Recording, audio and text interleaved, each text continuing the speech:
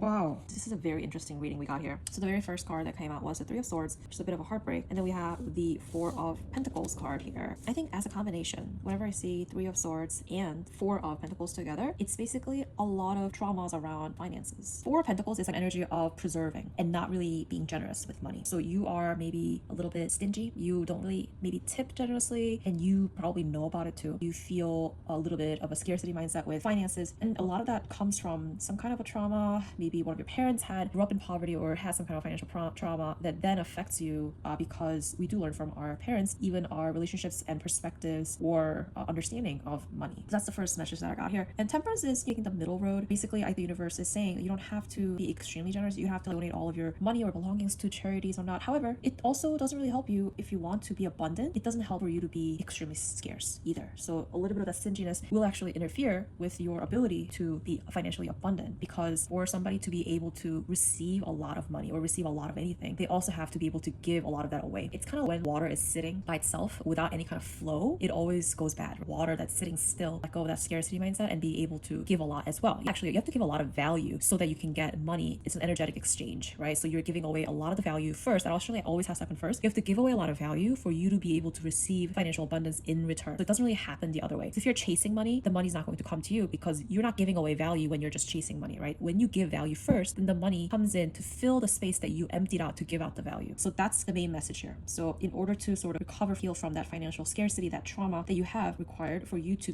take the middle road. Just don't be extreme in either way. Try to find that balance in your life. I think that's going to be really good. And what's really insane about this reading though is that you have the King of Pentacles as well as the Ace of Pentacles. So I have no doubt that at some point in your life, you're going to reach a lot of financial abundance. I rarely see these two cards come out together like this. You have the Ace of Pentacles and the King of Pentacles. You know what I mean? Those are final bosses when it comes to the Pentacle suite. So the process itself may not be easy. We have the Ten of Swords here, which is one of the worst heartbreaks. For example, this could indicate you might experience a scam, or you might encounter somebody who completely betrays you. You might lose a lot of money while you're on your way to becoming Ace of Pentacles in a sense. So the road may not be easy, but I have no doubt that you will eventually become financially abundant. And I think it's really important for you to just let that water flow, and you can start small and just try experimenting with small things, donating, giving away. It doesn't even have to be money, giving away value, right? Try to play around with that and see what that does to you. Just try to give out value first and see what you get in return. You might be surprised by what the world does to you, what kind of universal energy comes around, and when you really focus on giving value first. Never works the other way. You don't get the money and then give value later. You give value first and then the money comes in later to fill that space. So I was drawn to this golden deck today for the first time in a while. Obviously I used the classic suite. There was a reason that I was drawn to this golden